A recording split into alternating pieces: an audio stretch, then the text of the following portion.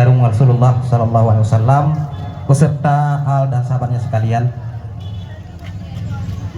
Doa dan salam sabi-sabi mengiring gedenya kirim kepada paduka yang mulia almarhum wali negara Aceh Tunku Hasan Muhammad Ditiro, berkat daripada perjuangan yang mulia paduka wali negara Aceh, berkat perjuangan para syuhada bersama beliau, sehingga legetanya mandum generasi Aceh, bangsa Aceh dapat tadu ridho deh, dapat tadu sodro deh.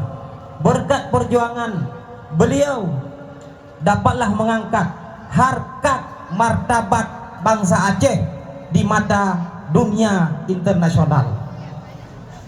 Berkat daripada perjuangan yang mulia beliau, sehingga legetanya uronyo dapat tamu hudib di dalam bumi Acehnya yang penuh dengan rahmat dan hidayahnya Allah Subhanahu wa taala. Karena adalah perjuangan yang dilakukan oleh paduka yang mulia wali negara Aceh Tunku Hasan Muhammad Ditiro bersama para syuhada yang lain. Yang dilakukannya adalah untuk keselamatan kitanya dari bangsa, dari dunia sampai ke akhirat. Maka perjuangan wali, perjuangan beliau yang dilakukan di bumi Aceh nyokanlah sabah perjuangan yang kriminal, bukanlah sebuah perjuangan separatis, bukanlah sebuah perjuangan GPK, akan tetapi perjuangan yang sah yang diakui oleh dunia internasional, sehingga pada akhir perjuangan GAM di Aceh berunjuk dengan perdamaian di Helsinki. Pakam Indonesia ditem mendamai dengan Aceh, dilakai mendamai dengan GAM harus ke Helsinki. Karena perjuangan GAM perjuangan yang sah yang hancur didamai di dalam Nanggro Indonesianya. Sehingga perjuangan GAM harus berdamai di luar Nanggro.